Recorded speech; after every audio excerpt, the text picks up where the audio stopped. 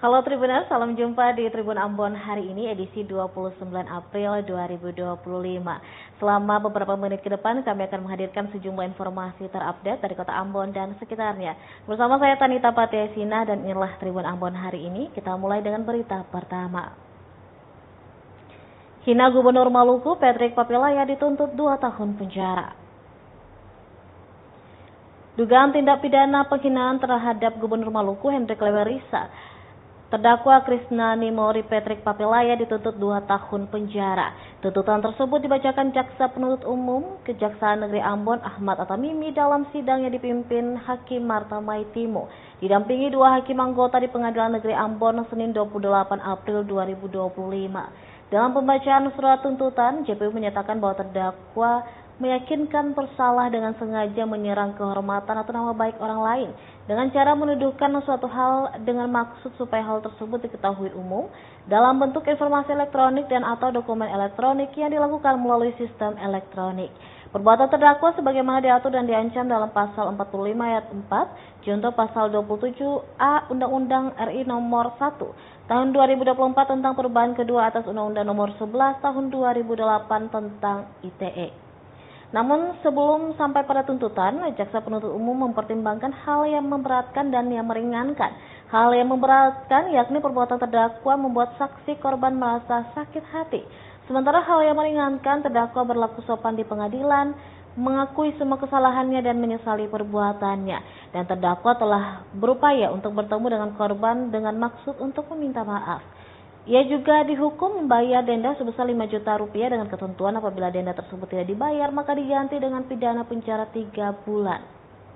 Jaksa juga meminta majelis hakim untuk menetapkan barang bukti berupa satu buah flash merek HP berukuran 4 GB yang berisikan 2 video dengan durasi 3 menit 9 detik dan 2 menit 30 detik yang berisikan rekaman tangkapan layar. Video siaran langsung akun TikTok bernama @p4trikpapi. Satu akun media sosial TikTok dengan nama pengguna @p4trikpapi juga akan dirampas dan dihancurkan. Sementara untuk HP yang dalam keadaan rusak akan dirampas untuk negara.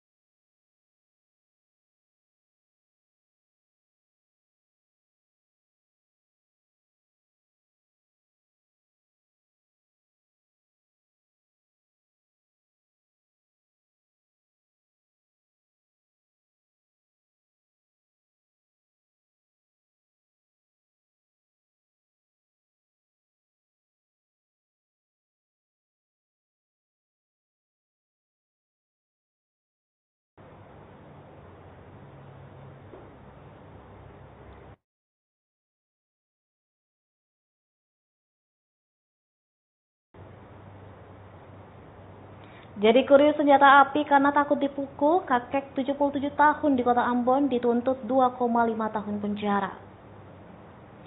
Gani Atawolo alias Gani 77 tahun dituntut hukuman penjara selama 2 tahun 6 bulan penjara atas perkara penguasaan senjata api ilegal dan puluhan butir amunisi. Tuntutan tersebut dibacakan oleh Jaksa Penuntut Umum Benfred Foe dalam sidang di Pengadilan Negeri Ambon pada Senin 28 April 2025. Sidang tersebut dipimpin oleh Majelis Hakim Marta Maitimo didampingi 2 hakim anggota.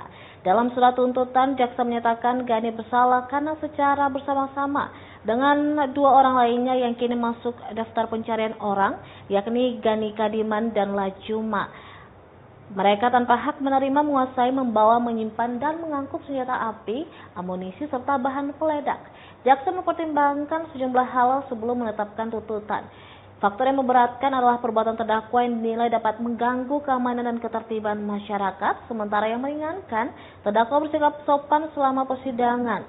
Ia mengakui dan menyesali perbuatannya serta sudah lanjut usia dengan beberapa penyakit bawaan. Selain pidana badan, jaksa juga meminta agar sejumlah barang bukti dirampas untuk dimusnahkan. Itu dalam keterangannya kepada tribunambon.com melalui penasihat hukum terdakwa Thomas Fatimuri menjelaskan bahwa Gani sebenarnya tidak memiliki senjata dan amunisi tersebut. Barang-barang itu, kata Thomas, hanya dititipkan oleh dua orang yang kini buron, yakni Gani Kadiman dan Lajuma.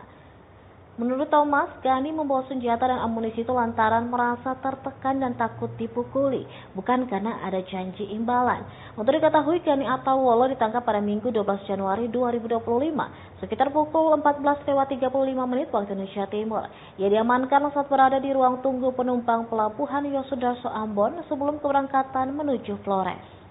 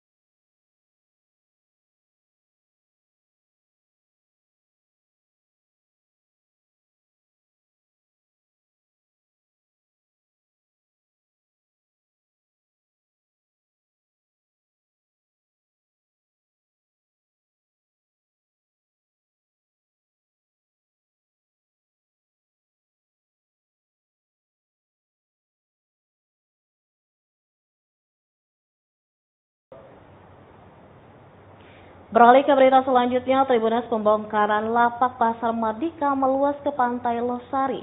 Puluhan truk angkut puing-puing lapak.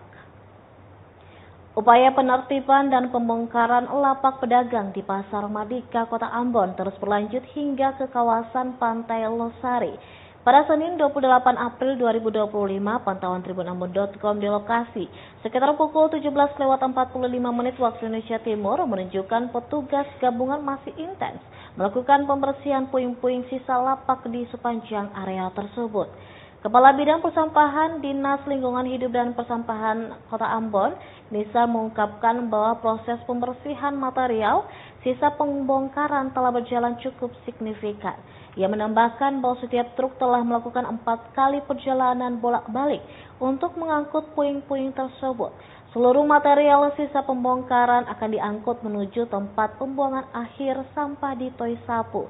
Dalam operasi ini, TLHP Kota Ambon bekerjasama dengan sejumlah instansi mengerahkan total 10 unit mobil truk.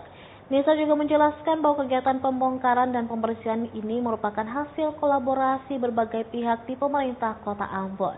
Lebih lanjut, Nisa menargetkan bahwa pembersihan material sisa lapak di kawasan Pantai Losari akan terus diupayakan hingga malam hari pukul 8. Kegiatan pembongkaran ini merupakan bagian dari upaya penataan kawasan Pasar Mardika dan Pantai Losari untuk menciptakan lingkungan yang lebih bersih dan tertib. Kehadiran petugas gabungan di lokasi terus memastikan proses pembongkaran dan pembersihan berjalan lancar dan aman.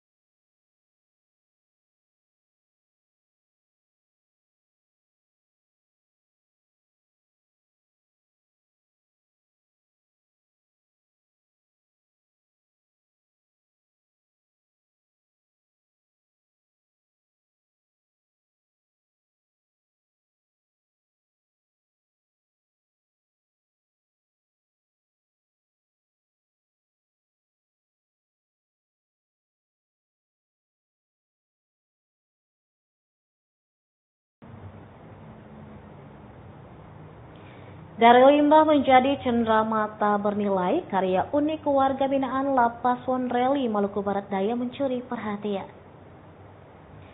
Siapa sangka limbah tanduk kerbau yang selama ini hanya terbuang sia-sia, kini bisa disulap menjadi aksesoris unik. Mulai dari gelang, kalung, hingga ikat pinggang artistik nan bernilai tinggi. Inilah yang ditunjukkan Lembaga Pemasyarakatan Lapas Wonreli di Kabupaten Maluku Barat Daya dalam ajang Bazar UMKM dan Produk Karya Warga Binaan seprovinsi Maluku. Kegiatan ini digelar dalam rangka Hari Bakti Pemasyarakatan ke-61 bertempat di Lembaga Pembinaan Khusus Anak kelas 2 Ambon sejak Senin 28 April 2025 dan berlangsung hingga hari ini Selasa 29 April. Sebanyak 18 lapas dari berbagai daerah di Maluku turut mengambil bagian dalam kegiatan ini. Lapas Wonreli yang datang dari daerah terjauh membuktikan bahwa keterbatasan bukanlah penghalang untuk terus berkarya dan berinovasi. Aneka aksesoris berbahan tanduk kerbau yang dipamerkan bukan sekedar kerajinan tangan biasa. Produk-produk ini merupakan hasil dari pelatihan intensif yang telah dilakukan sejak tahun 2023. Mereka memanfaatkan tanduk kerbau, bahan yang selama ini hanya dibuang begitu saja. Pegawai Lapas Wonreli, Max Latukola, mengatakan tak hanya kerajinan tanduk, warga binaan Lapas Wonreli juga memamerkan kain tenun khas Kisar, menampilkan kekayaan budaya dari daerah perbatasan tersebut. Semangat yang dibawa Lapas Wonreli tidak hanya soal kreativitas, tapi juga tentang upaya melestarikan lingkungan serta mendorong pemberdayaan ekonomi warga binaan melalui produk berbasis hasil alam. Kreativitas warga binaan Lapas Wonreli mendapat apresiasi langsung dari Kepala Lapas Kelas 2A Ambon, Herliadi.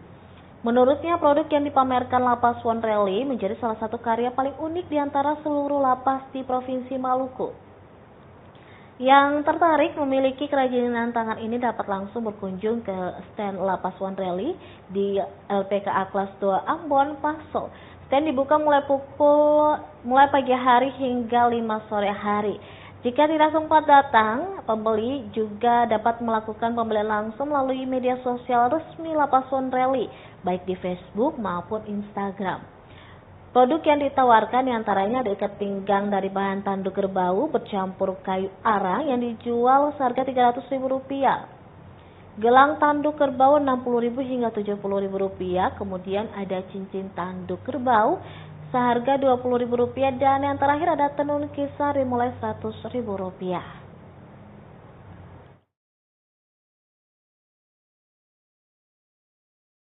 Tanduknya karena di daerah Wonreli, daerah MBD banyak kerbau yang memang kalau diambil dagingnya tanduknya dibuang sehingga kita buat supaya ada nilai tambah lagi dari hasil itu, dari sisa-sisa apa yang tidak digunakan lagi. Sudah lama, tidak mungkin 1 tahun lebih, 2 tahun lah. 2 tahun sudah usahakan itu gelang dari tanduk itu. Selain gelang juga ada ada juga dering dibuat dari tanduk sehingga nilai ekonomi kita bersama dan tanduk yang memang kalau bilang sudah dibuang oleh masyarakat di sana. Kalau hasilnya kita pasti dibagi, jadi hasilnya nanti dikasih untuk yang buat, terus ada untuk pemasukan untuk negara, untuk karena memang sebagian besar juga tanduk itu memang dibuang, tapi ada yang kita kasih bayar untuk mencari tanduknya. Itu saya mungkin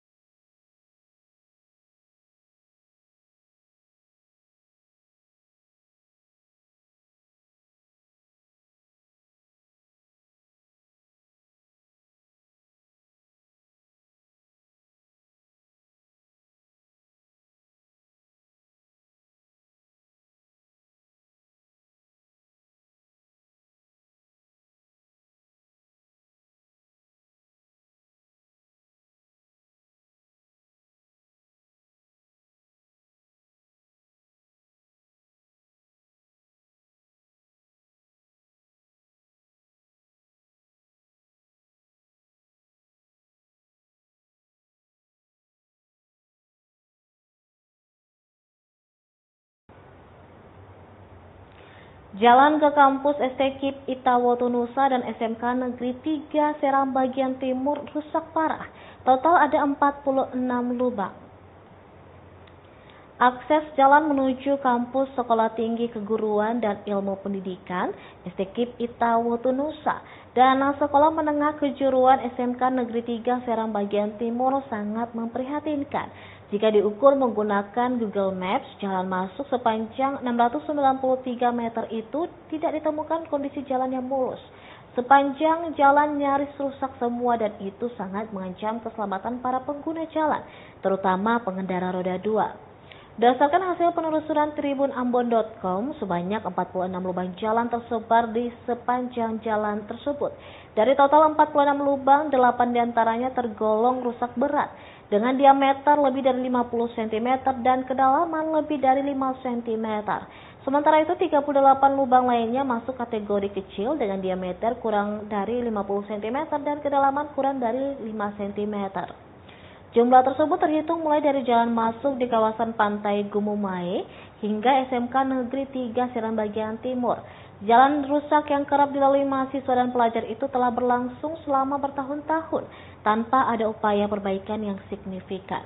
Kondisi ini diperparah dengan tidak adanya penerangan jalan, terutama pada malam hari sehingga meningkatkan resiko kecelakaan. Padahal akses jalan tersebut merupakan jalur utama yang kerap dilalui para pelajar untuk menuju ke kampus dan sekolah. Arfiani, salah satu pengguna jalan, turut mengungkapkan kekesalannya saat diwawancarai tribunambon.com di lokasi. Ia mengakui saat kondisi hujan, ruas jalan nyaris ditutupi aliran air akibat saluran drainase yang tidak berfungsi dengan baik. Mirisnya aliran tersebut bahkan pernah memasuki halaman kampus mereka hingga merendam sejumlah berkas penting. Lebih lanjut dijelaskan kondisi jalan rusak tersebut kerap menjadi kendala bagi pihaknya baik saat kondisi hujan maupun panas.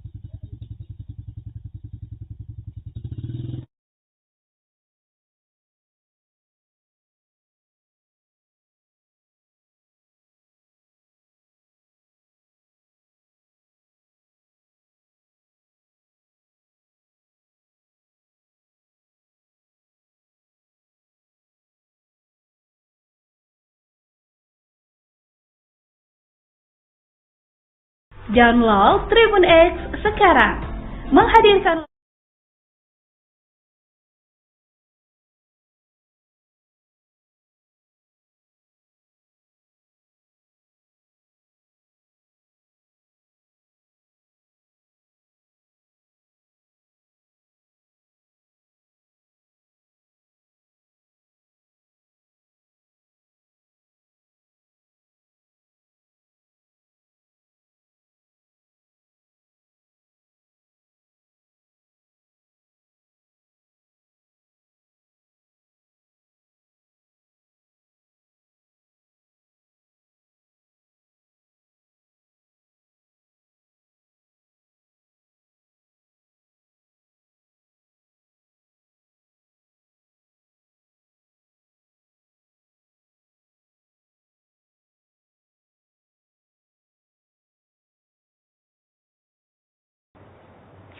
Baik Tribuners, demikianlah Tribun Ambon hari ini edisi 29 April 2025. Saya Tanita Patesina, sekaligus pamit undur diri dari layar kaca tribunambon.com. Sampai jumpa lagi dan amato. Download Tribun X sekarang, menghadirkan lokal menjadi